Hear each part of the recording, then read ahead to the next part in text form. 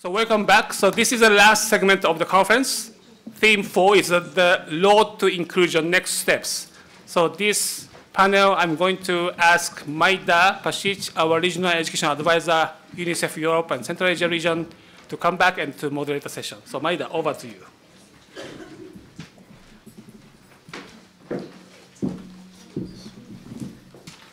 Thank you, colleagues. I hope you're still full of energy and motivation to engage in this last panel. It's going to be a longer one. We deliberately made it longer, so it's going to be 75 minutes to allow for deeper discussions. We really hope that this panel will help us to consolidate all the insights and ideas we have gained from the presentations and discussions throughout these 2 days. So the session really aims to identify and to propose next steps that the host governments who are supporting Ukrainian refugee children may take to increase enrollment, participation, and learning outcomes of Ukrainian children, but indeed also do that for all children in their systems. We also want this panel to reflect on the role of Ministry of Education of Ukraine. So we're also very happy to have a representative from the Ministry of Ukraine, a special advisor. So their role in both ensuring that the children abroad continue their education, but also their role in preparing for their eventual return to Ukraine. So we have brought here a distinguished panel of 5 experts. They have one thing in common. They are at the forefront of ensuring inclusivity and quality and access to education of all Ukrainian refugee children. But they have different expertise in different areas, and we deliberately chose them with this difference and variety because we hope that that would give us the depth and the breadth of insights that we want to have for the next steps. So let me introduce the panelists, and I think I can slip. How do I flip to the, because I want them to be visible here. Is it working? Okay, fantastic. So let me start with the speaker you met yesterday, Mrs. Martina Běťáková, who is the Deputy State Secretary at the Ministry of Education, Youth and Sports of Czechia. Then I will follow the screen. So on the other side of the room is Mr.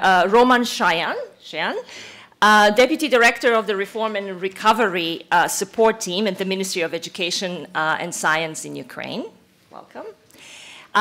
Then I will go in the middle and introduce Mr. Marcin Miedziński, Deputy Director of Education for the city of Warsaw in Poland. Oh, Wrocław, sorry, Wrocław in Poland. Then Ms. Elżbieta Stofkowa-Dianowska, Chief School Inspector at the State School Inspection in Slovakia. And finally, Ms. Daniela Tirisina, I hope that, Chief Advisor in the Department for General Education and Lifelong Learning Policies at the Ministry of Education and Research of Moldova. So, warm welcome to you all. So let me start with the first question. And I will ask the same question to all. Throughout this conference, obviously, we have learned a lot about the challenges and opportunities, as well as good practices on how to integrate Ukrainian children and other refugee children or other marginalized children into your schools. Reflecting on what you heard, can you tell us, in your view, what more needs to be done to ensure continuous quality learning and skills development for the Ukrainian children? In a nutshell, what is an unfinished business? So I will start with Ms. Běťáková. Tak dobrý den ještě jednou. Budu mluvit česky, tak.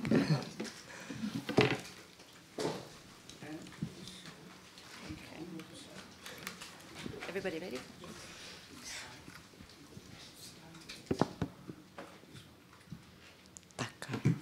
Yes. one housekeeping reminder, please use Slido for any questions you may have. We will collect them at the end of the presentations and as we enter the Q&A session. Thank you. Go ahead. Thank you. Tak, děkuji. Pokusím se být stručná, strukturovaná, aby jsme měli prostor na diskuzi, protože na tu se těším. V 5 bodech. Jednoznačně před námi, před Českou republikou, jsou změny v jazykové přípravě. Systém, který jsme zavedli těsně před vypuknutím války, fungoval nebo měl šanci fungovat alespoň trochu při menším množství cizinců, byť měl své mouchy nebo nedokonalosti, ale po tom, co jsme zažili, víme, že tak toto nestačí a po našich 200 hodinách jazykové přípravy, na kterou děti mají nárok, nejsou připraveny na studium v českém jazyce. To je jednoznačně pravda. Takže tady před námi stojí legislativní, nejdřív shoda a pak legislativní úprava. Druhý velice náročný bod, který je před námi, jsou přechodové okamžiky ve vzdělávání. A to zejména přijímací zkoušky na střední školy a závěrečná zkouška na střední škole, zejména maturita a její státní část. Protože chtít po cizincích, aby po 2, 3, 4 i 5 letech v České republice úspěšně složili maturitní zkoušku z českého jazyka, tu státní část, je mimořádně náročné a může to odrazovat od studia na maturitní střední škole a následně pokračování na vysoké škole mladé lidi, kteří mají obrovský potenciál studovat dál. Otázkou je, jestli můžeme zavést, když už u nás máme povinnou maturitu státní z češtiny, druhou jako alternativu čeština jako cizí jazyk. Maturita z češtiny jako z cizího jazyka například, ale tahle diskuze je teď před námi. Třetí oblast, která je před námi, je posílení podpůrného systému pro školy. Samozřejmě teď se zkušeností covidovou, se zkušeností integrace ukrajinských dětí, podpory jak pro učitele, kteří jsou často vyhořelí, demotivovaní, bez kapacit mentálních přijímat změny a nové výzvy, podporou pro děti a jejich rodiny, psychosociální podporou. Včera jsme tu měli velké téma wellbeingu. Redefinice poradenské péče, středisek výchovné péče, mobilních týmů duševního zdraví a tak dále. Čtvrtým bodem, před kterým stojíme, a to tu také zaznělo, nestačí, když jednomu učiteli ukážeme, nacvičíme s ním, jak jinak, jak lépe, jak efektivněji učit.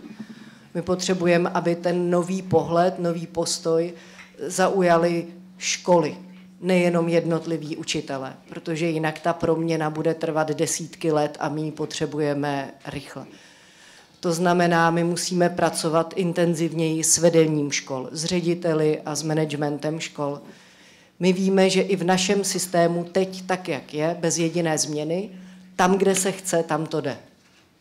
Že stačí, aby na to vedení školy, ta škola byla nastavena i v současném legislativním a finančním prostředí, dokáže udělat úžasnou školu vstřícnou pro každé dítě. Ale tam, kde se nechce, tam to nejde. To znamená, ta práce s vedením škol a se změnou toho základního postoje je také velkou výzvou. A poslední, 5. výzvou je to, na co jsme se vlastně doteď vůbec nesoustředili, jak podporovat vlastenectví u ukrajinských dětí, jejich národní identitu a vlastně pomáhat k tomu, co tu několikrát zaznělo, aby oni byli připraveni pro v případě návratu zpátky, prostě pokračovat i třeba ve vzdělávání nebo ve svém dospělém životě na Ukrajině. Excellent. Thank you very much. Very, very clear suggestions. I will now move next to Ms. Alžbeta. Thank you. Pekný deň, pozdravujem zo Slovenska, tak sa dovolím prihovoriť v slovenčine. Nakoľko moja turistická angličtina by v tomto prípade nebola na mieste, nakoľko na slovách naozaj záleží, keď sa bavíme o deťoch a s deťmi. Slovensko, keď som dnes počula tie skúsenosti, sa potýkalo do príchodu detí z Ukrajiny v podstate len s hračkárskymi starostiami oproti iným krajinám ako Nemecko, Rakúsko, pretože deti, ktoré prichádzali zo zahraničia, boli pripravené, boli motivované rodičmi, tým, že väčšinou prichádzali do prostredia veľkých automobiliek, to znamená, to boli väčšinou manažérske pozície, to znamená vysokoškolsky vzdelaní ľudia, ktorí si pripravili tie deti. Takže slovenské školy sa potýkali s deťmi z cudziny v podstate len v štatistických číslach, pretože tie deti už po slovensky čo to vedeli, ovládali tú základnú slovenčinu a oni keď vstúpili do tried, tak sa v podstate vrhli na tú akademickú slovenčinu. A tým, že boli motivované z toho domáceho prostredia, boli na to ideálne podmienky, zamestnávateľ vychádzal v ústrety, tak v podstate tam štát ani starosti nemal. My sme v podstate ani vzdelávanie cudzincov nemuseli riešiť. To tak nejak sa riešilo samé. Ukrajina nás vhodila priamo do tej reality, ako by vlastne mal začať štát riešiť vzdelávanie cudzincov v tom pravom slova zmysle, že môžu prísť deti, ktoré vôbec netušia o krajine, o jazyku. A to, čo bolo asi najťažšie, bolo to, že tieto deti ani vlastne tu nechceli byť u nás. My sme s krajinou, ktorá je známa tým, že je tranzitná. To znamená, cez nás tie mnohé rodiny len prechádzali, boli dní, týždne, mesiace a čakali na signál od rodiny, od známych, aby sa posunuli ďalej, kde chcú zakotviť. To znamená, problém bol aj nastaviť to vzdelávanie, pretože tie deti prichádzali do škôl, boli tam mesiac, dva, potom odchádzali ďalej. Škola, aj keď spustila nejaký základný kurz, tak sa aj v podstate ten základný kurz za jazdy rozsypal. Potom prišlo dieťa o týždeň, o 2 týždne. Oni nevedeli, akým spôsobom ich do týchto kurzov nejakým spôsobom ukotviť. Čiže preto možno sme aj veľmi uvažlivo strážili to, či zaviesť tú povinnú školskú dochádzku práve z toho dôvodu, že tam, kde bola práca, neboli miesta v školách a tam, kde bolo miesto v školách, nebola práca pre mami. Čiže my sme nechali tú voľnosť na tie mamy, že ak majú možnosť napríklad vzdelávať sa z Ukrajiny online, tak sme určite túto možnosť ponechali, ale vidím a ja si myslím, že už je najvyšší čas, aby sme všetky deti dostali do tých tried a ukotvili. Práve aj tu sa mi páči, že to, čo ste možno v tom Nemecku, Rakúsku si prešli v tom 11., 15., nás to vlastne teraz prvýkrát zastihlo a ideme sa učiť. O to jednoduchšie, že my sa už budeme učiť z vašich chýb a pôjde to rýchlejšie, pôjde to dynamickejšie a tým pádom dokážeme možno skôr rýchlejšie to tempo dobehnúť vás, aby všetky deti, ktoré do budúcna k nám prídu a nebudú pripravené, tak ale aby náš systém pripravený bol. A to je pre nás dôležité.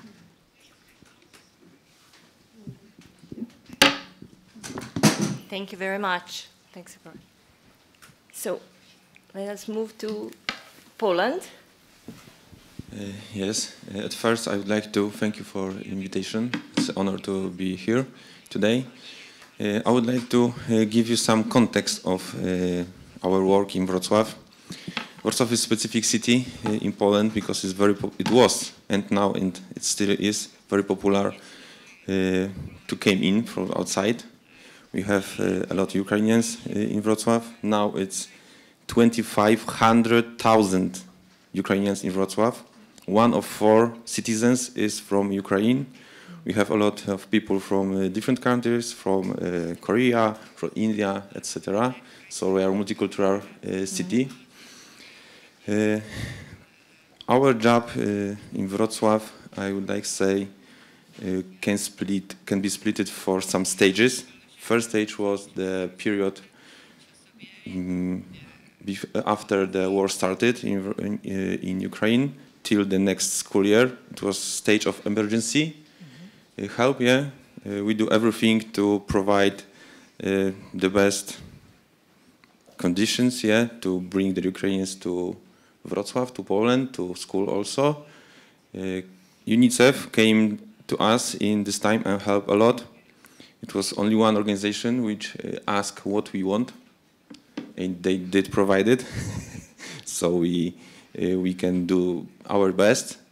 It was the tough time because it was basic stuff to do. We have to, I don't know, buy chairs, tables, do some new facilities. Yeah, we repainted. It was organizing places for the next school year. Of course, we are also hiring new teachers. We are looking for teachers and staff, school staff from Ukrainian society, because a lot of Ukrainian teachers came to Wrocław and want to have a job.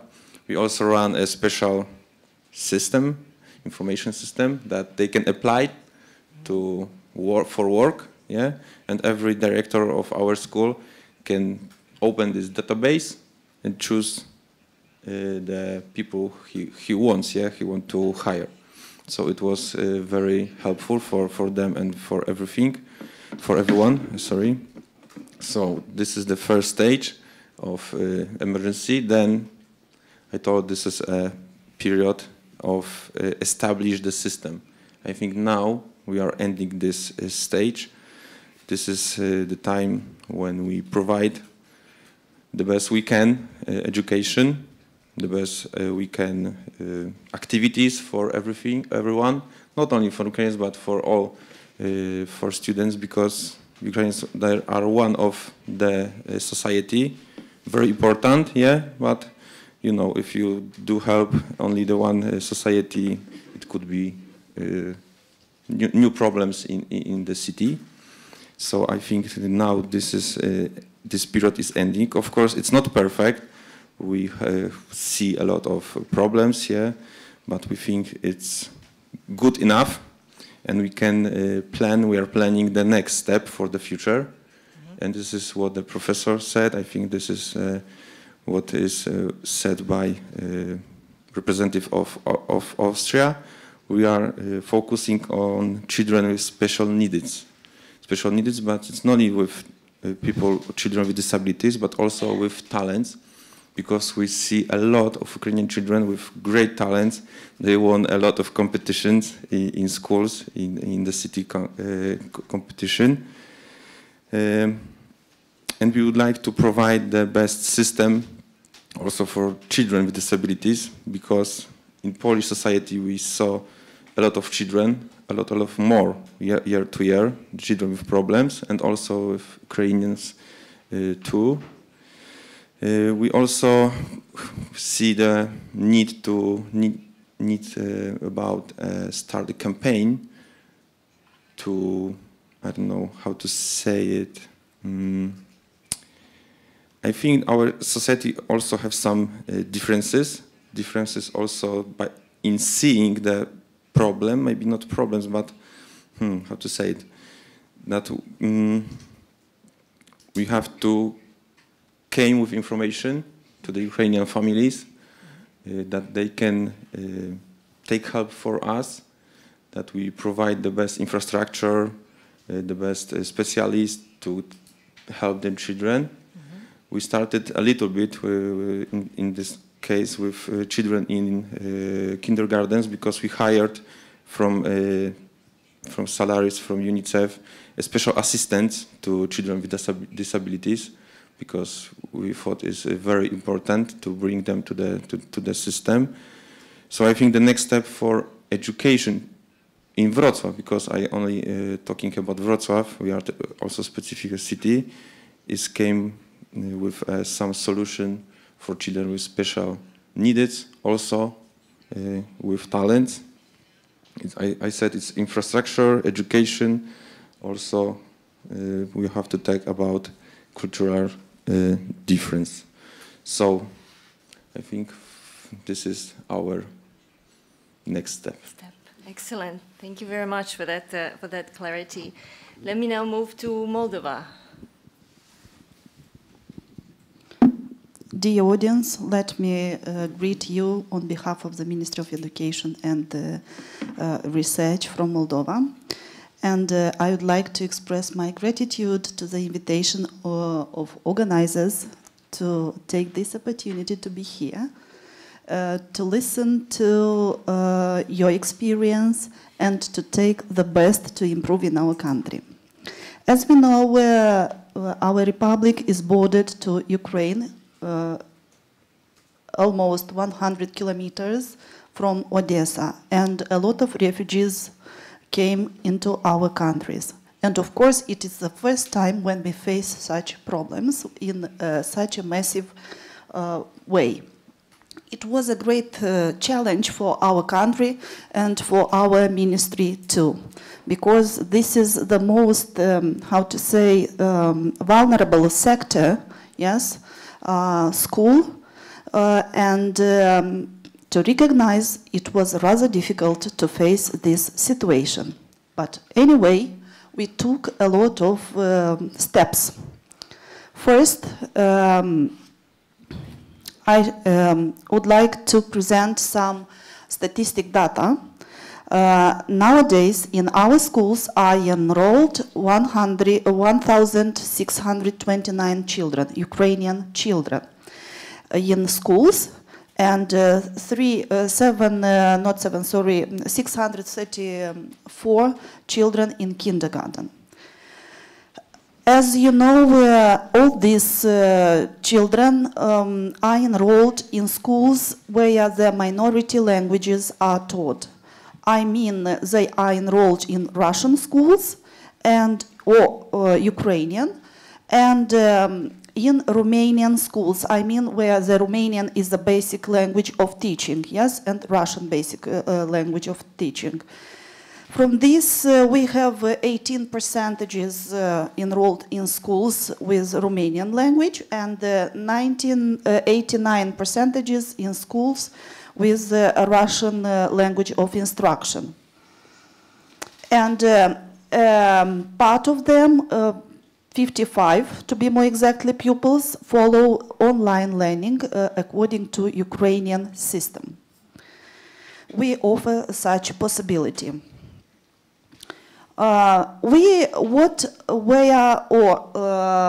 The first step was that our government set some priorities for integrating refugees in our schools. There are 4 priorities set by the government. The first one is school enrollment of refugees in Moldovan educational system. The second priority is ensuring the integration of the children into educational system. The third one is offering the conditions for online instructions. And the fourth one is to ensure the access to education and extracurricular activities. We, as a ministry, of course, made some steps, exact steps, yes, and what were our deeds as a ministry? First of all,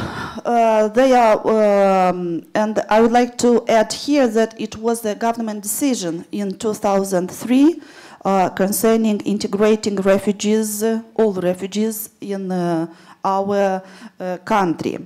But we, as a ministry, first of all, elaborated instructions. It is the second edition of the instruction in 2022.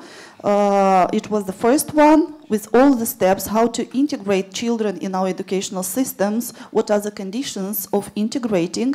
And the previous year, 2023, it was another instruction completed, another version completed with what maybe we have missed or what were the challenges from the previous one, and we have just completed with exact steps. What are the conditions, what do they have to present while enrolling in schools, and so on and so forth.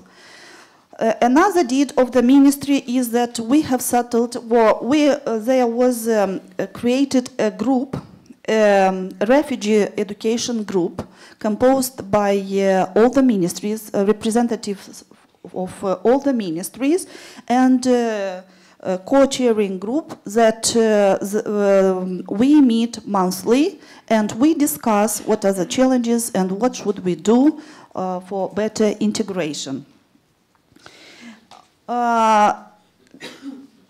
I would like to emphasize that, or let's see, the ministry realized, coming from government priority, the ministry realized a response plan that are divided into immediate, medium, and long-term goals. Concerning this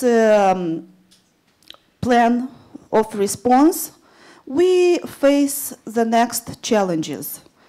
First of all, it's difficult to integrate children because they miss the birth certificate or certificate of studies. Yes, and it's rather difficult to further to not to integrate, but to we deal with this problem. Anyway, I would like to mention that refugee children are treated on the same rights like ours. Yes, they go in the same class with the same facilities. Another problem to face with, they have the right to choose the school where to be enrolled, and the school don't have enough spaces or for offering them studies in that schools. Another problem is that we have difficulties in establishing the complex level of development. Yeah, we need to revise the methodology of evaluation of school of children development. Concerning documents presented by or how to facilitate to get the documents, yes, as they are in or for them it's rather difficult to get this confirmation, and one of our tasks is to establish or to create a single window, how to say, a single or to establish collaboration between our ministry and Ukrainian ministry. And sincerely speaking, we are looking, and we made a call for hiring a person, yes, that will facilitate this collaboration between our ministries. And of course, yesterday and today here we have maybe the same challenge, the linguistic barrier. Yes, the linguistic barrier and cultural differences in integrating refugees in our educational systems. And here we need programs for language teaching. Yes, we offer NGOs, with the support of NGOs, UNICEF, and with the support of our government, we offer these language courses, but it's rather difficult to reach a high level, let us say according to the framework, European framework of languages, yeah, to reach a high level of B1 or B2 language level, because they don't think to stay for a long time in our country. They are moving, they are in continuous movement. That's why it's difficult to offer them these Romanian language courses. But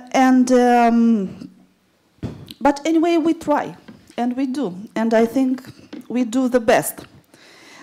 Another problem to face is from the very beginning. Now we can't say that it is such a big problem. Is to offer the psychological support for refugees, for parents, and for teaching, even for teachers, because our educational system wasn't prepared, like maybe most of educational systems that are present here at the conference. First of all, before this it was pandemic year, then came war, and challenge by challenge, yes, and the teachers also were not ready to face this.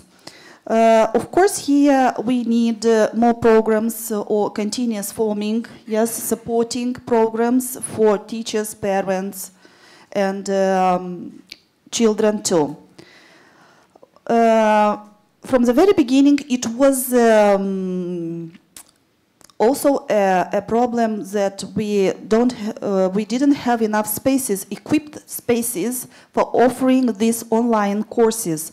But thanks to UNICEF, it was equipped these friendly spaces with these 69 friendly spaces with 100 laptops and all the pieces of furniture and all the equipment to facilitate online lessons. But here we have another challenge because we don't have enough staff to supervise these children, yes, that follow the online lessons according to the Ukrainian educational systems. We can say humanitarian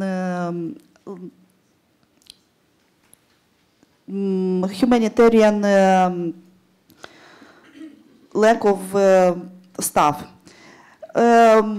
We can say that we as a ministry for refugee children offer the services of meal, yes, we offer them meal and transportation system, but financial resources also are not sufficient. We try, but this is also a rather big challenge.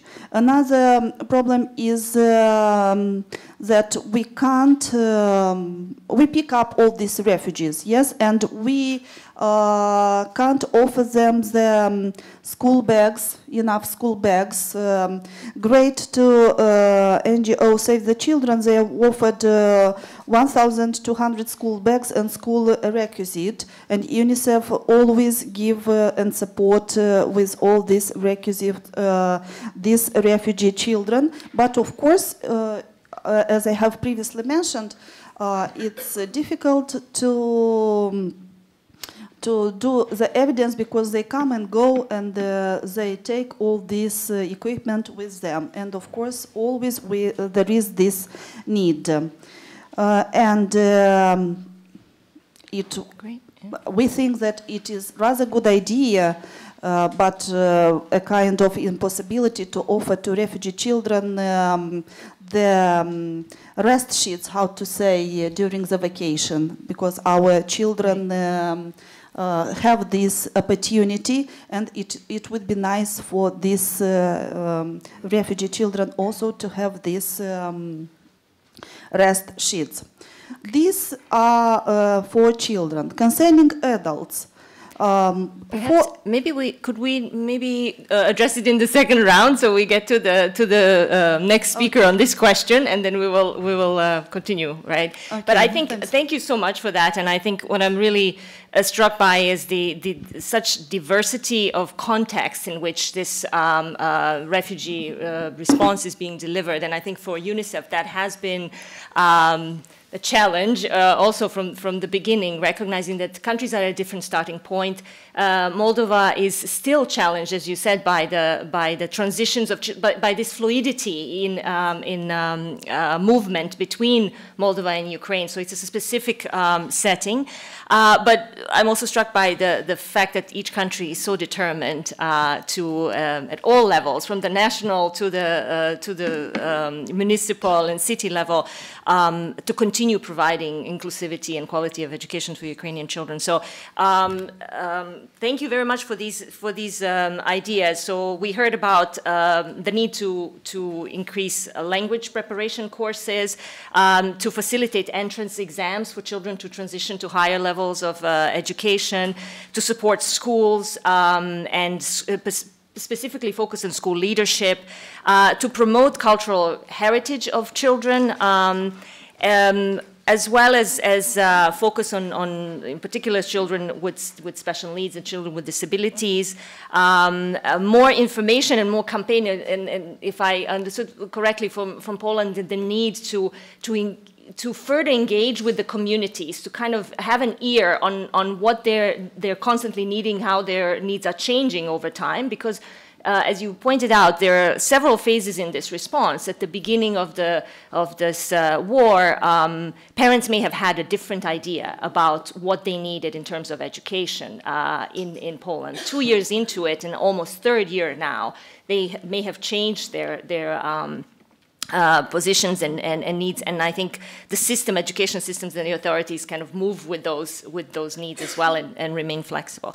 So I will just now turn to Mr. Roman, who can reflect on what has been said from the perspective of the Ministry of Education of Ukraine, and perhaps also reflect a little bit on what more needs to be done in terms of preparing children to return to Ukraine from the host countries. Thank you. Yeah, thank you. Thank you for this unique opportunity. Let me say it's a difficult task to reflect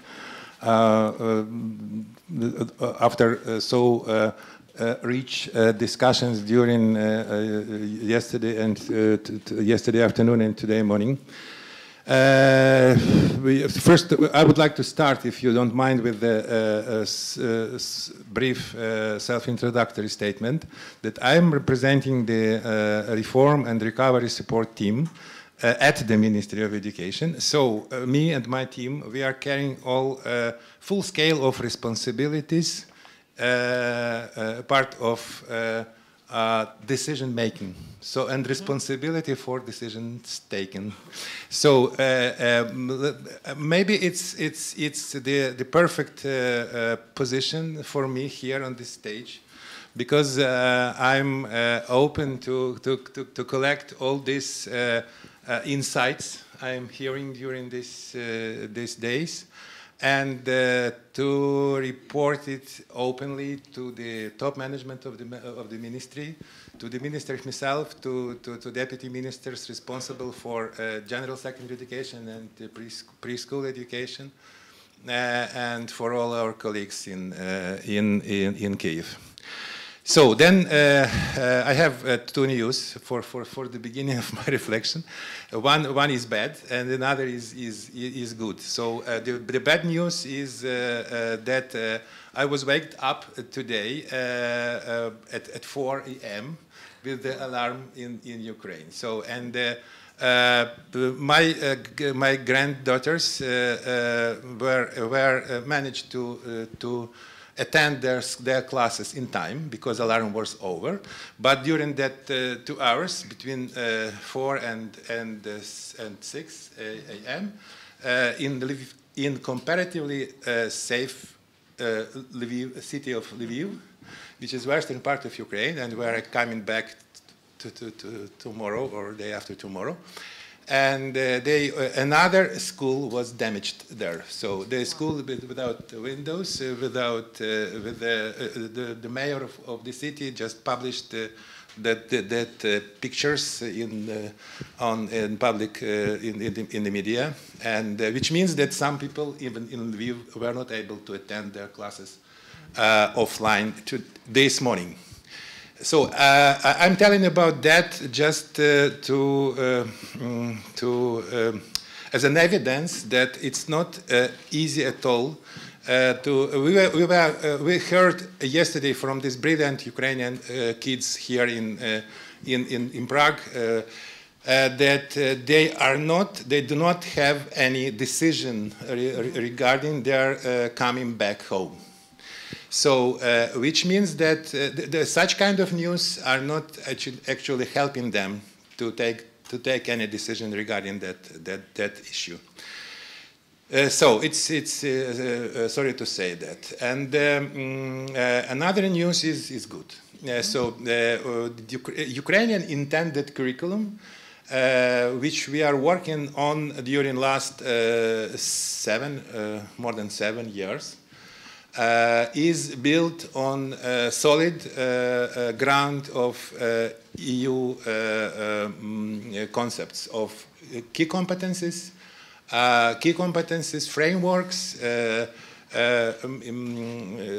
those ideas of transition skills. It's all there. So, which means that we have a solid ground to compare study programs all over Europe. So, and the issue of recognition of learning outcomes is becoming less, let's say, challenging as it could be. So, and we have this. We are now, and another point which is related to this issue is the idea which I heard from learned from you yesterday is the idea of attention to transitions. And so now we are in this new Ukrainian school reform. We are now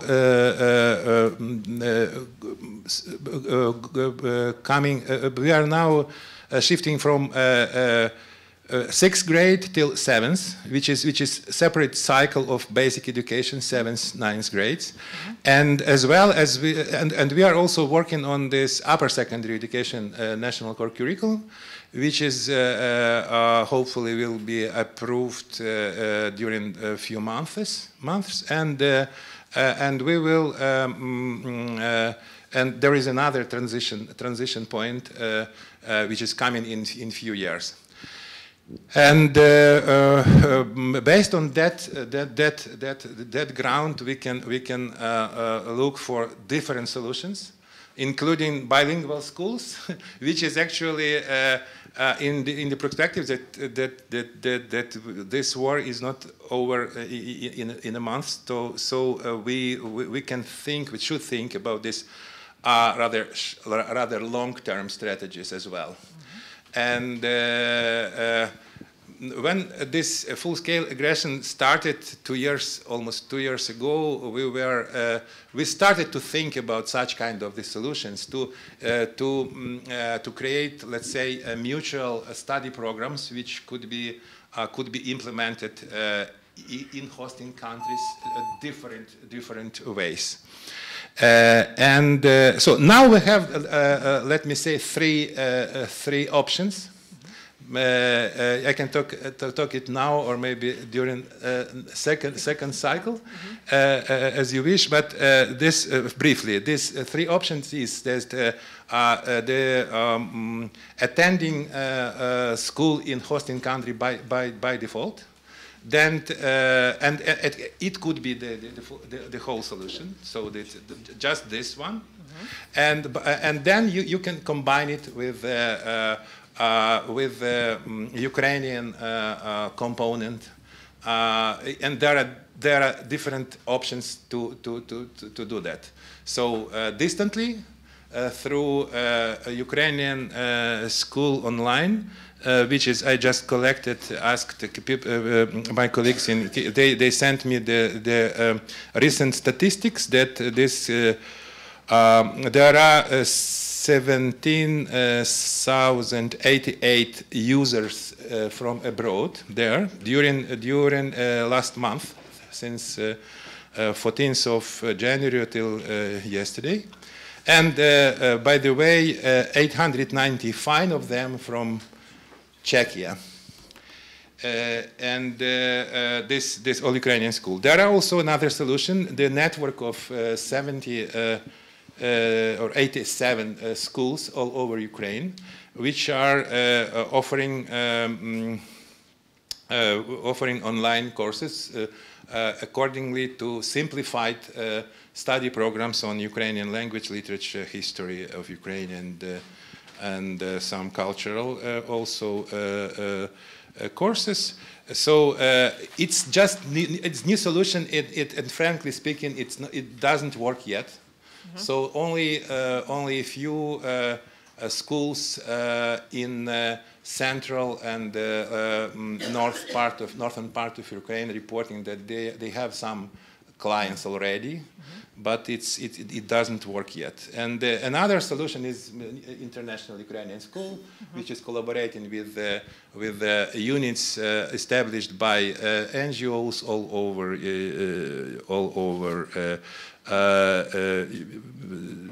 Europe.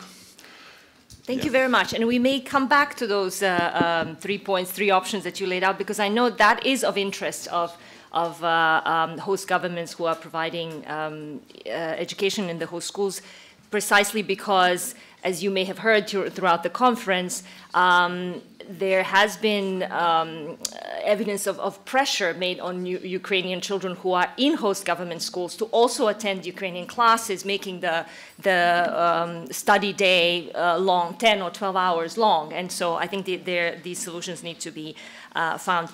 Thank you also for good news that the recognition of learning outcomes achieved abroad would be facilitated by the Ministry of Education of Ukraine, and that's in the work in progress, I know, but we'll probably hear more from you about that.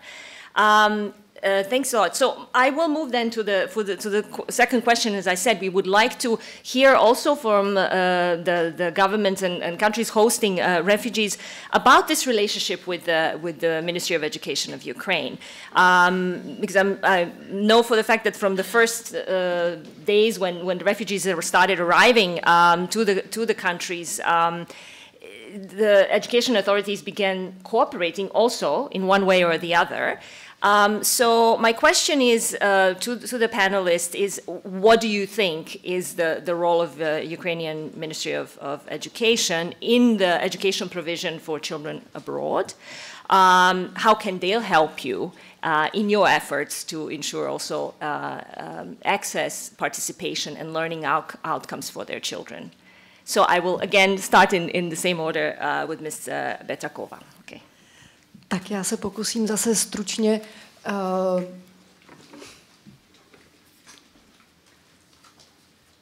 V tuto chvíli vnímám, a ta diskuze u nás musí teprve proběhnout, ale jako jednu z nejlepšího způsobu pomoci od Ukrajiny, kdyby vzniklo takové malé kurikulum pro ukrajinské děti v zahraničí. To znamená, abychom my nemuseli vymýšlet, co všechno je učit z ukrajinštiny, ukrajinské historie, ale abychom měli k dispozici prostě zjednodušený vzdělávací obsah, včetně metodik, materiálu, tak abychom mohli organizovat například volitelné semináře ukrajinské historie nebo ukrajinského jazyka. Máme tady, troufnu si říct, desítky tisíc ukrajinských učitelek a učitelů, které bychom mohli do tohoto zapojit. My sami víme, že když jsou naše děti v zahraničí, jsou nedělní české školy, chceme, aby se učili prostě o kultuře, o historii naší země, aby je podporovala ta komunita v jejich jazyce. A ty cesty jsou různé i tady, zatím to neděláme, ať už ukrajinské sobotní školy, které tu taky padly, ve spolupráci s ambasádou nebo ukrajinskými komunitami, a nebo právě přímo hodiny v rámci našeho kurikula, protože školy mají možnost v disponibilních hodinách své kurikulum rozšiřovat a nabízet alespoň tam, kde je větší počet ukrajinských žáků, vlastně naplňování toho malého ukrajinského kurikula přímo v našem vzdělávání.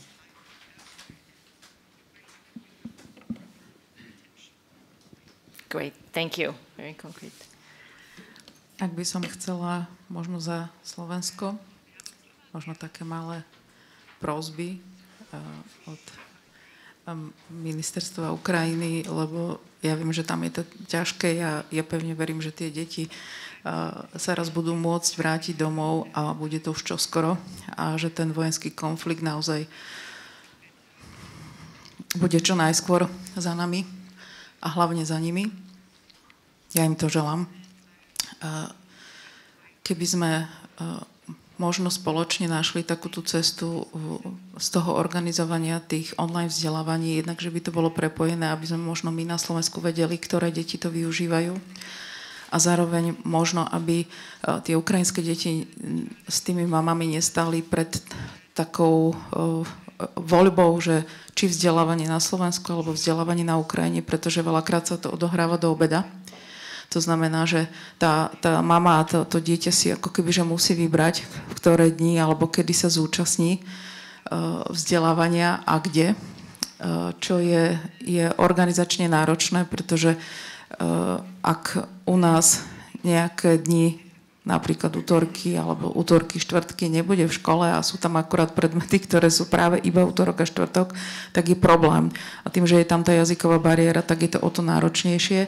Čiže možno keby vyšiel signál z ukrajinskej strany, kedy ako keby bude nastavené to vzdelávanie, tak my by sme možno v tých školách sa vedeli tomu prispôsobiť, že napríklad vždy od jednej začína a tak ďalej, alebo v niektoré dni to bude plný deň, napríklad v piatok a tak ďalej. To všetko je presne ten signál, ktorý tie mamy potrebujú vedieť, že Ukrajina ich na jednej strane čaká späť, ale na druhej strane im umožňuje, aby v tej novej krajine, pokiaľ je tam to nebezpečie, vedeli fungovať a vedeli nájsť to svoje miesto, pretože zatiaľ oni sa chcú vrátiť.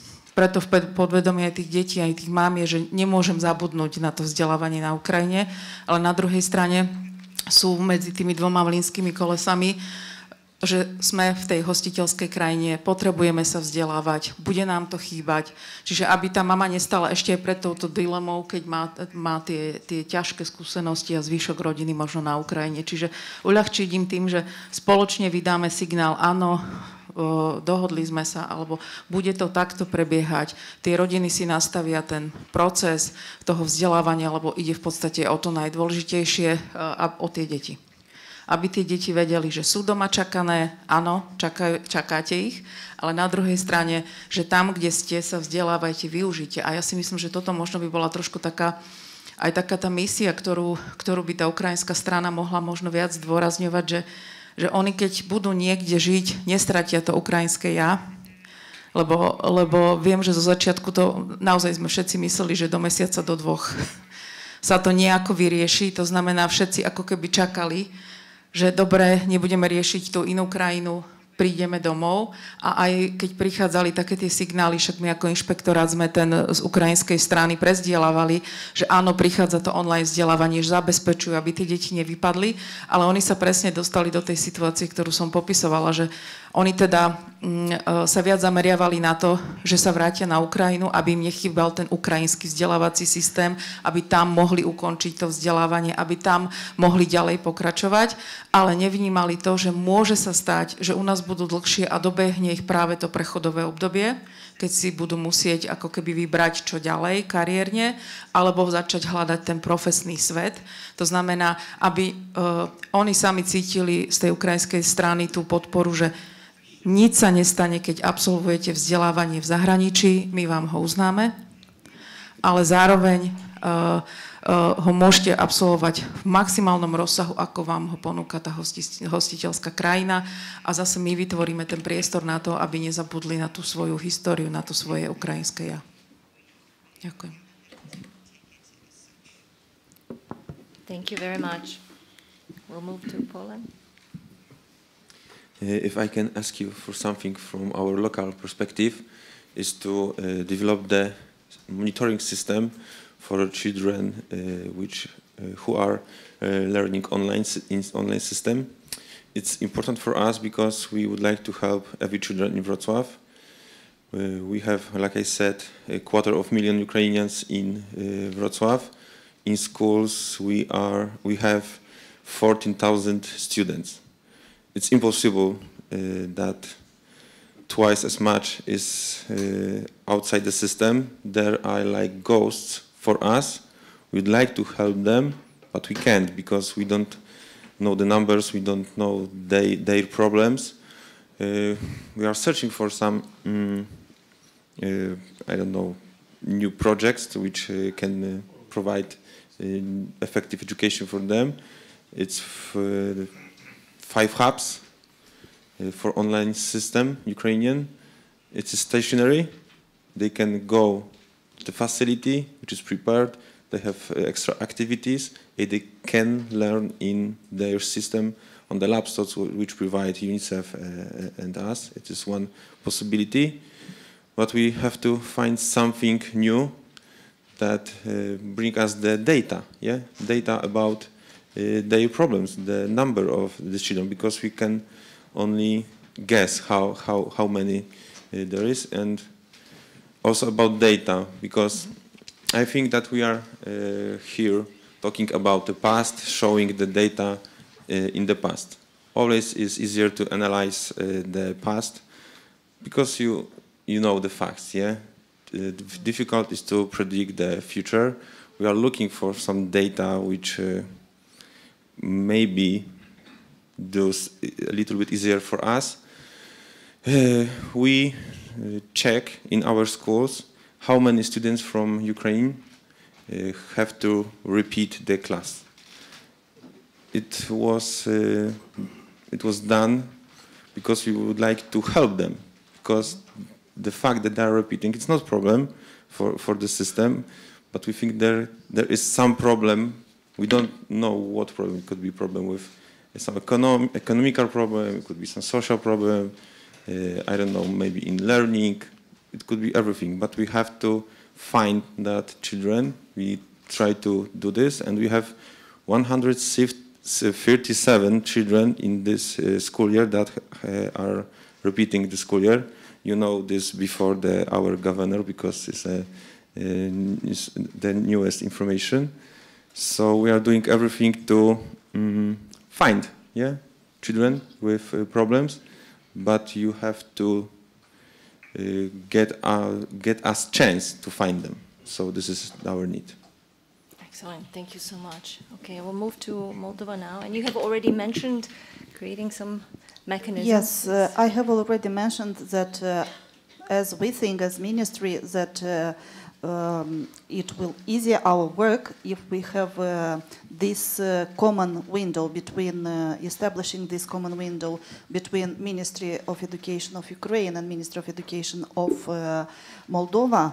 And while having this, we can have the access to database to all the children to provide the real information concerning what children, how many children are included in our educational system, because we have almost 1,700 children, yes, that are enrolled in our schools, but we know that there are more than this number, and as I have previously mentioned, it's rather difficult to find them and to invite them to enroll in our schools. More than that, having this collaboration or this common window, we can easily get to information with to those children concerning special needs. Yes. It will help us to have information quicker and real information, yes, from the first source, how to say. Yeah. Another, having this window, we can quickly establish or develop long-term strategies for the Ukrainian students. To integrate, yes, in our educational system, helping in supporting, offering the support, I mean sharing best practices and expertise in education management and curriculum development. All that concerns education.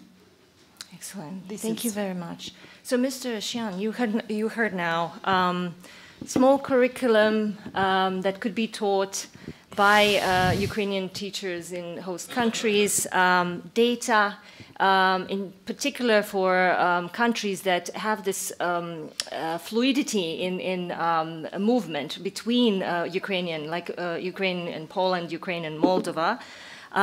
So, any reflections? Okay, I'll try my best. So, first of all, thank you very much for this openness to support also this small Ukrainian curriculum here, because you know the distance solutions doesn't work properly. So first of all, why students are not attending those new established networks? Because they are looking for their own schools. The value of belonging matters. And we heard yesterday from this Ukrainian kids in Prague that they are working with their own teachers in their own schools. And it does work like that. That you have another network just established, and let's come here to learn the Ukrainian component. That the best solution is to do it here, and I believe that it could be also the activity for local students, from hosting countries. When we were thinking about these bilingual programs, these mutual study programs for which are including Ukrainian component, we were talking with our colleagues from Szkoła Edukacji from Warsaw, and we just realized then that it should be the program which is attractive for all, not just for Ukrainian refugees in certain country, but also for their local peers. And and actually this is also the matter of teaching forces which are here, and I think that we should work closer on how to organize that. I'm conscious that those simplified programs could be further elaborated as well, and and actually answering on the question why to do that. So first of all, we can take also into account that some of those kids, when they have found themselves somewhere else out of the city, just then realize that the values of Ukrainian language, because the home language could be other than Ukrainian as well. So it's also the challenge, you know, to find this balance. And I appreciate a lot this opportunity to do it together, not just separately. And and about information. So the idea of those school network was that from Ukrainian school online, you can follow the statistics. But I've just compared that they have just 2,000 more users than you have Ukrainian kids in one city, Wrocław. So it's not enough. It's not relevant to follow these statistics. The idea of those school networks was that students will be registered. They will be certified on those Ukrainian component, and then we will get the statistics about those students who have this, who choose this opportunity to have Ukrainian component, and a part of those local one. So I do not have an answer how to follow those people who are moving abroad and back, but I promise that I will discuss it on the next Monday with the management of the Ministry of Education to find the proper solution. To take this information issue wider, we can also refer to those resources which was in Ulrika's presentation, particularly those NUSH hubs, the resource which was created as a response on this issue, and there is a section with the Ukrainian curriculum, those competence-based and so on. And I think that we go ahead also with such kind of solutions to make this information open for our colleagues in all over the world, to the Europe, to be aware how this the whole Ukrainian curriculum is the architecture of all those curriculum, and how it is implementing in the context of new Ukrainian school reform, which I already mentioned, that we just crossed an equator. So from 6th grade to 7th. and and with some aspiration of regarding upper secondary education. And I could also refer to Christina, which I met yesterday, and she's working hardly here to support Ukrainian kids to help them to attend upper secondary education. So we we can work closer on this comparative, let's say, research to tune to make this holistic vision on the, let's say, at least intended curriculum. No, thank you very much. And in fact, one of the outcomes of this meeting is to continue these exchanges, connection in particular between the Ukraine Ministry of Education and the host governments and UNICEF, with offices in refugee response countries and Ukraine, has already been facilitated some of these exchanges. Now you gave us some of the concrete ideas for follow-up, and we certainly will do that in the follow-up to this meeting. Do we have, I will ask my organizers, I know we are a bit behind time, but do we have a few questions from the audience? Okay, so let me just see. So there are two questions, and one is related to the situation of adolescents, secondary education and work.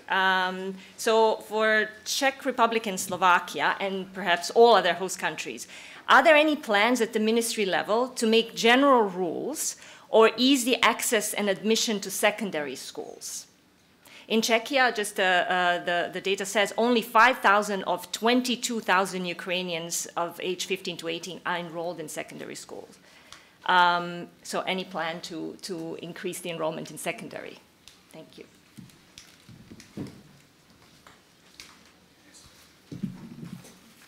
Já jsem o tom mluvila v těch předchozích bodech. Tím, že je ten systém vlastně základního a středního školství trochu jiný u nás a na Ukrajině, to znamená, že po 11leté škole na Ukrajině mají ukrajinští mladí ukončené střední vzdělání a tady u nás v 16 letech mohou vlastně nastoupit na vysokou školu. Tak je naprosto pochopitelné, že když oni tady ve 14-15 letech sem přicházejí, tak motivace nastoupit na střední školu, u nás 4letou, absolvovat náročné studium v češtině a skládat náročnou maturitu v českém jazyce z češtiny, matematiky, angličtiny případně a tu školní část, je vlastně s tou vidinou, že na konci jdete na vysokou školu stejně jako potom, když jenom dokončíte ukrajinskou 11letku, tak tu vnitřní motivaci pro to najít je vlastně jako extrémně těžké. Takže je naprosto pochopitelné, efektivní a logické od těch ukrajinských mladých lidí, že si chtějí dokončit 11letku a jít rovnou na vysokou školu. To je vlastně jako nejjednodušší volba a zcela pochopitelná. Na druhou stranu nám bude dorůstat ta generace dětí, která zde od 6., 7. třídy chodí na základní školu a tam je potřeba odstranit ty bariéry, které by jim bránily v úspěšném zvládnutí té střední školy. Aktuálně tím zákonem Lex Ukrajina mají tu výhodu, že nemusí skládat přijímací zkoušku z českého jazyka. Prodloužili jsme ji do dalšího roku, protože nemůžeme stejně jako po ostatních dětech chtít tuto zkoušku složit. Na druhou stranu, a to tady zaznělo také, jsou tady i jiní cizinci, kteří tuto úlevu nemají a je na to někdy upozorňováno, že oni ale tu přijímací zkoušku z toho českého jazyka složit musí. Takže tohle je téma, které prostě před námi, ten rovný přístup k dětem cizincům s plným vědomím, že utíkat z důvodu války, být uprchlíkem je úplně něco jiného, když se z ekonomických pracovních důvodů, tak jak to bylo zmíněno na Slovensku, rozhodnu s rodinou přestěhovat někam a zajistím dítěti podporu k tomu, aby v tom novém systému mohlo fungovat. Takže za nás je to přístup a ukončování středoškolského vzdělání, to, co může být tou bariérou. Thank you. U nás na Slovensku je to veľmi podobné. My sme sa s tým už potýkali na základnej škole, ktorá je spolu s gymnáziom pre ukrajinský jazyk na východe Slovenska. My sme už mali dávno predtým. A tam sa nám práve ukazovalo, že deti, ktoré prešli na gymnázium, zároveň študovali aj na Ukrajine. No a v druhom ročníku slovenského gymnázia na Ukrajine zmaturovali a ako keby niekedy ten celý ročník zmizol, to znamená, nemal kto pokračovať do 3. do 4. ročníka. Čiže to je presne taká tá logická obava tých slovenských gymnázií, že keď aj oni zoberú tých výborných žiakov, oni nemajú istotu, že im v 3. ročníku nezmiznú všetky triedy z týchto ukrajinských žiakov a to je pre školu absolútne devastačné, ak nemôže doviesť deti do maturity, lebo to je cieľom, to je ten v podstate regulérny úspech tej školy, že je vidno, čo ich pripravili, ako ich naučili. Takže to je možno ďalší taký ten moment, ktorý s tou ukrajinskou stranou bude potrebné, neviem, či reforma ide aj týmto smerom, že možno predĺžiť to 2-ročné na 3-ročné a potom by sme na to presne tak pozerali, že testovanie 9, ktoré máme v 9. ročníku, aby sme boli fér voči všetkým cudzincom, je zatiaľ iba zo slovenčiny, pretože by sme ho museli vytvárať okrem ukrajinčiny aj v korejčine, vietnamčine, lebo naozaj máme rôzne národnosti na Slovensku. Čiže zatiaľ to nerobíme a na tie gymnázia vnímame tak, že práve to by sa mohlo stať, že by tie školy to položilo v tom ročníku, lebo sú to výborné deti, ale zároveň to nie sú len všetky deti čistí jednotkári, ktorí by ohrozili gymnázium. My chceme možno, aby naozaj našli to uplatnenie na trhu práce, preto prichádzajú do úvahy tie stredné odborné školy, kde ide o to, že uplatniť sa na tom trhu práce, nie len hneď pripravovať pre vysokú školu. Čiže to by bola presne taká dobrá kombinácia, že kým na ukrajinskej strane skončia to stredoškolské všeobecné vzdelanie, tak zároveň by u nás si rozbehli prípravu na konkrétne povolanie. To znamená, je to plán B, ak by sa nedostali napríklad na vysokú školu, ale zároveň, keď si uvedomíme, že oni prišli sem a nemajú nič, nemajú byt, nemajú auto, nemajú ten štart, ktorý majú, čiže pre nich je to možno taká aj tá barlička, že popri vysokej škole už budem mať nejaké remeslo v rukách a viem popri vysokej škole si zarábať či na tú školu, alebo vôbec na živobytie. Čiže také ako keby riešenie 2 v 1, ktoré by mohlo byť úspešné, len tiež je to potrebné tlmočiť, aby to nebrali, takže ich tlačíme do stredných odborných škôl, ale ponúkajme im vlastne riešenie v jednom čase, kým si doštudujú, tak zároveň sa aj pripravia na trh práce a zabezpečia si budúcnosť. Ak nevyjde varianta vysoká škola, bude uplatniteľnosť na trhu práce. Čiže je to také dôležité to odkomunikovať, aby sa to nebralo, takže je to odkladisko, že gymnázia sú len pre slovenské deti, ale naozaj je tam taká tá reálna obava, pretože my sme to zažívali na tej ukrajinskej škole, ktorá je na východe, že naozaj sa to dialo. Čiže nie je to niečo, čo si myslíme, ale mohlo by to robiť veľké problémy pri tých gymnáziálnych typoch štúdia. Thank you very much. Really encouraging to hear of the solutions that are being proposed or already put in place. Obviously, much more needs to be done in this area, and we look forward to collaborating. I recognize that we are really behind time, and we have 2 distinguished speakers coming at after. His Excellency is here, and our UNICEF Regional Director is here. So I will wrap up this segment with a big thank you to all the panelists, and please, big round of applause. Let's guide us into the closing. Thank you. And a few words from me. So I would like to use this opportunity to appreciate with these words of appreciation of these tremendous efforts you are doing for our kids here all over Europe. Thank you. Thank you.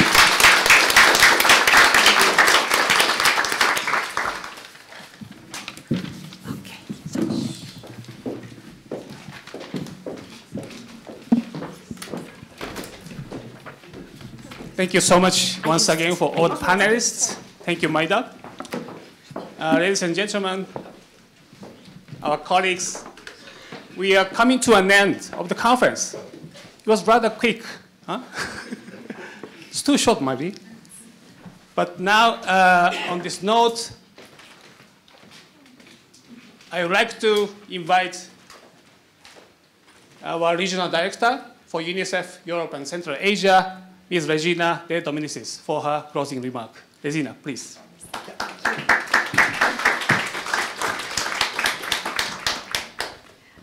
Excellency, dear Minister, dear participant, it is my pleasure to address you at the end of these very fruitful days of work. And of course, it's a fantastic and impressive conference. That's what I heard from many of the colleagues that I already started to meet yesterday. Impressed by the number of participants, around 160, impressed by the participation coming from, different line ministries across Europe, coming from international organizations, academia, and civil society, and of course, covering more than 10 countries. So thank you so much. I think it's a richness that we will not forget, and as Maida has mentioned, we'll follow up on the recommendation. It is a testimony as well of our joint commitment to continue to ensure that Ukrainian children continue to be educated, but especially to thrive in very difficult circumstances, independently of where they find themselves to be. And I would like perhaps to share with you a very personal experience I had visiting Kiev a couple of months ago. I was in a preschool there in Kiev, and there was really a bomb raid that started, and the alarm was going on. And of course, we hear about that, but when you are in the place with very small children, I was very attentive about their reaction, and also mine, on the impact that they had. Extremely amazing teacher that they brought the little one in a shelter. And the shelter has been constructed by UNICEF with the generous supports of many donors, and of course prioritizing a preschool for the safety of the little one together with the Ministry of Education. In that space, I met little Irina, and she hugged me very strongly. But you are experts and specialized people in education, and many of you psychologists. She hugged me so tight and for so long that I cannot tell you what that means for me. I mean, a word of things not said that still touch me very strongly, and that's why I'm behind the team to make this work and to continue our support. But what Irina told me at the end, when all the alarm were going off, she told me, I love the school because the only noise I hear are the joyful voice of my friends, and because I feel peace even when we are doing school under, which for her meant in the shelter. So really it's about education as a pillar of hope, a pillar of opportunity, but also a pillar for peace and the stability in children's lives. And that's what we are doing all together in these difficult years. We want to make sure that there is no disruption of education for these children, and we want to reach 1 million of them, doesn't matter where they are. And as these children enter the 3rd year of displacement, UNICEF estimates that half of those, as you know, are living in neighboring countries but remain out of the education system. And this means 330,000 children, mostly of pre-primary and secondary school age, and we have heard some of the challenges.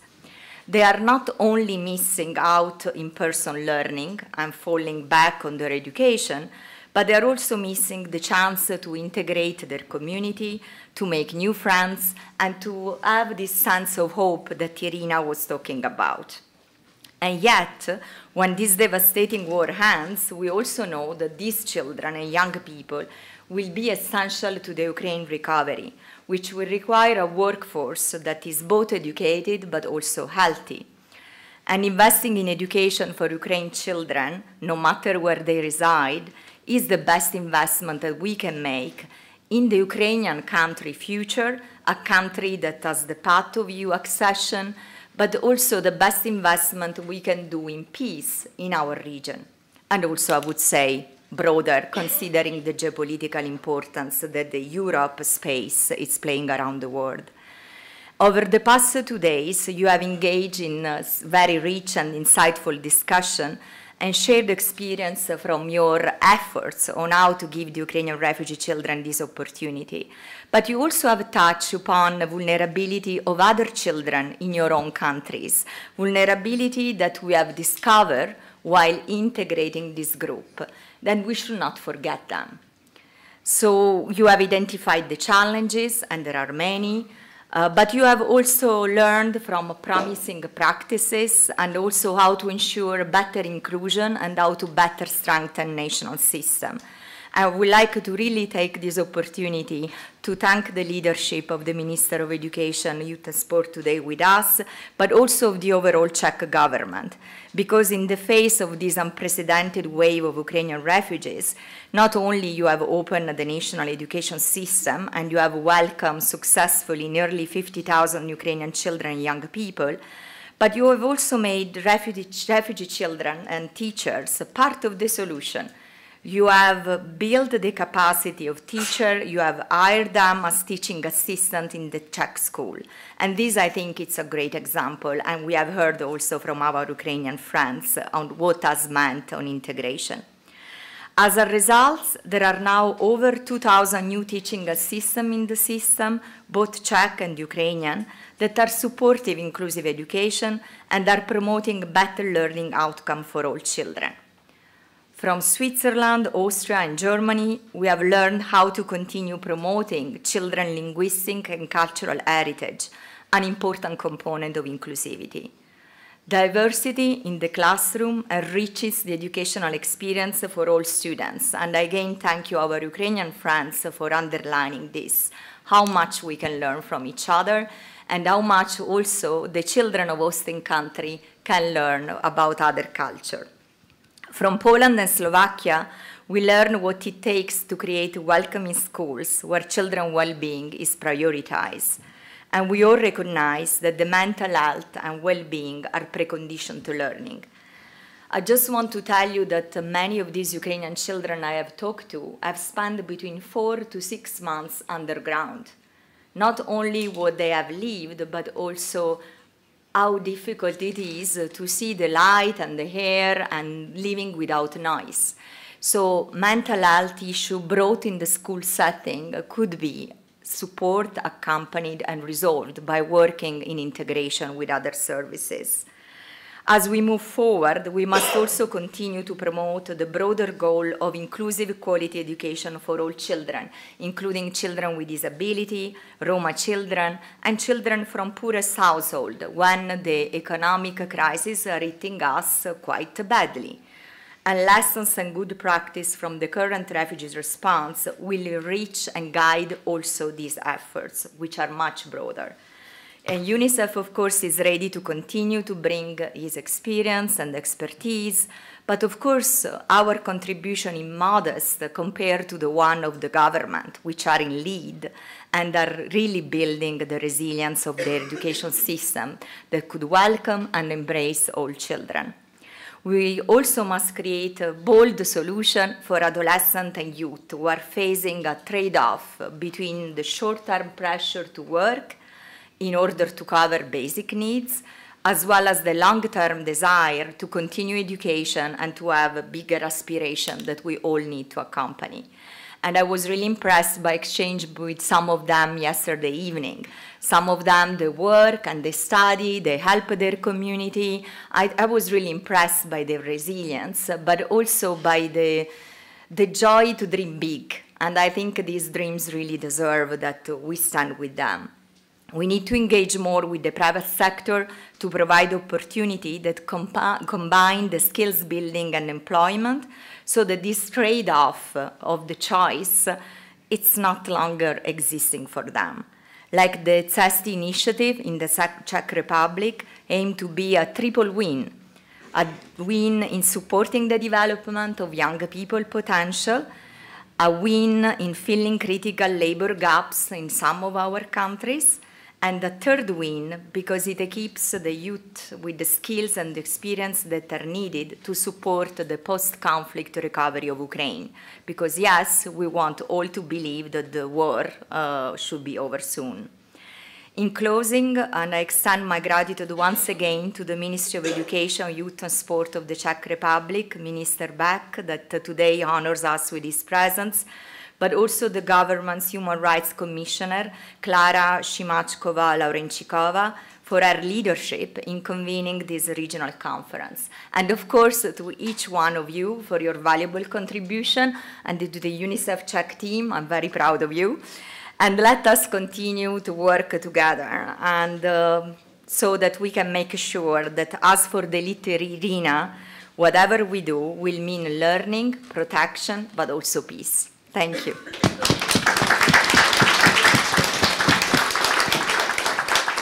Thank you very much, Regina. So I have a pleasure to invite Mr. Mikuláš Bek, the Minister of Education, Youth and Sports of Czech Republic. Thank you, Minister. Vážené kolegyně, vážení kolegové, milí hosté, srdečně děkuji paní ředitelce za její příspěvek k této konferenci. A nyní mi prosím dovolte, abych naše setkání uzavřel krátkou řečí. Patří k roli ministra, že uzavírá nebo otevírá konference, již se neúčastní, ale já v tomto případě mám tady v sále celou řadu kolegů z ministerstva, kteří mi alespoň z druhé ruky předají výsledky vašeho jednání, protože na tuto konferenci navazuje setkání zástupců zemí Visegrádské skupiny a pobaltských zemí, kde budeme na politické úrovni diskutovat vlastně stejné téma, kterému jste věnovali tuto konferenci. Dámy a pánové, příští týden si všichni připomeneme smutné dvouleté výročí ruské invaze na Ukrajinu, která kromě tragických obětí na životech zapříčinila to, že miliony osob v nouzi uprchly z Ukrajiny do zemí Evropské unie. Česko bylo jednou ze zemí, která poskytla těmto lidem okamžitou pomoc a zajistila základní podmínky pro tyto uprchlíky. Jednou z klíčových forem pomoci, na kterou Česko soustředilo značnou pozornost, je přístup uprchlíků ke vzdělání. Ministerstvo školství, mládeže a tělovýchovy v kooperaci s organizací UNICEF zajistilo rozsáhlé posílení kapacit učitelů a pedagogických asistentů, a to jak českých, tak ukrajinských. K rozvoji kapacit došlo po celém území republiky za pomoci různých vzdělávacích programů, například v oblasti inkluzivního vzdělávání, zabezpečení škol a další podpory. Zajistili jsme internetové stránky a linku důvěry na podporu zápisu ukrajinských dětí do škol, umožnili jsme školám navýšit jejich kapacity, poskytli jsme lekce českého jazyka, najali jsme ukrajinské asistenty pedagogů. Prostřednictvím legislativy a vyhrazením finančních prostředků jsme usnadnili přijímání na střední školy. Do škol po celém Česku se podařilo zařadit přibližně 50 000 dětí, což je jedno z nejvyšších čísel napříč Evropou. Navíc se tak stalo bez toho, aniž by tyto děti vypadly ze vzdělávacího systému, což považujeme za jeden z největších úspěchů. Není to však jen zásluha několika málo osob, ale každého, kdo se na těchto procesech podílel, a věřte, že situace to nebyla pro nikoho jednoduchá. Touto cestou bych tak rád upřímně poděkoval školám, učitelům a všem, kteří přispěli k zajištění slibné budoucnosti těchto dětí. Je mi proto velkým potěšením, že právě jako Česko máme tuto čest uspořádat konferenci, která se věnuje primárně tomu, jak pomoci uprchlíkům z Ukrajiny.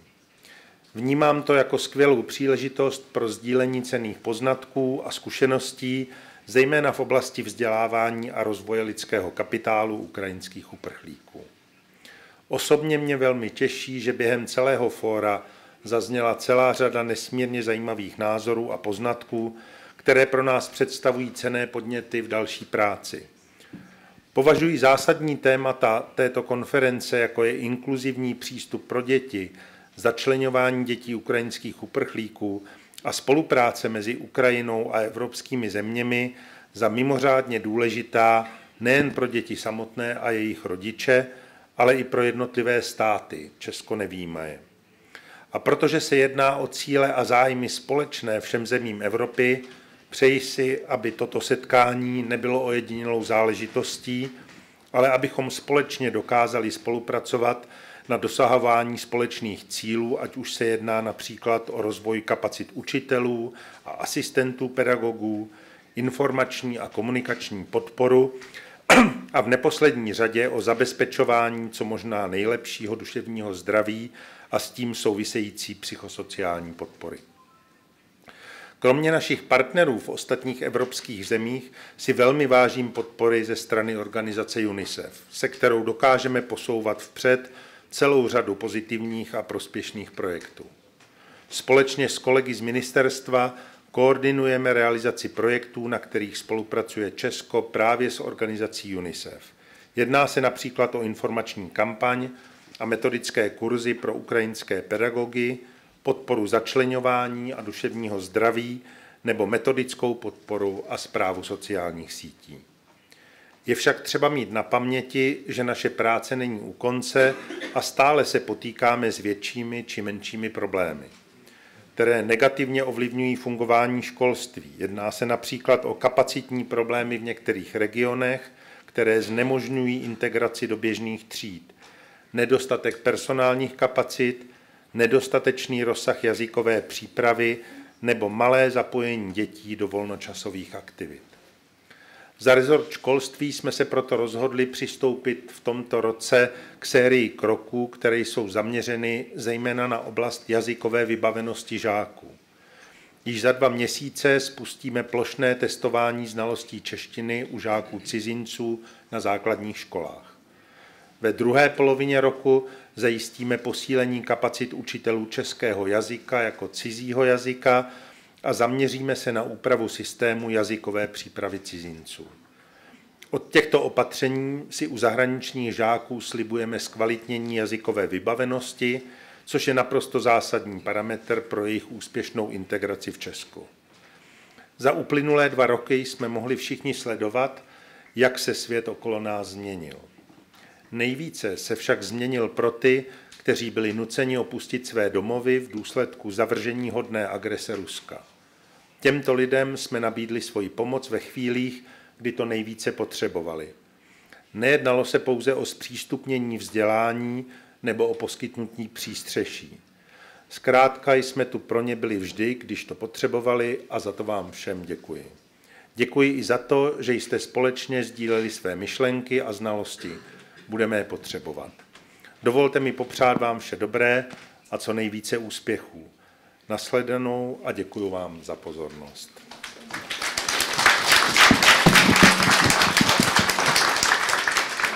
Thank you very much, Minister. So now we have come to an end in the conference. I just want to thank all the participants for your very active engagement, discussions, exchanges, and learning from each other. So thank you. And I also like to thank our interpreters, technicians, photographers, and staff of the Liechtenstein Palace, and also the Ministry of Education, Youth and Sports and UNICEF support team for their organization. So thank you so much.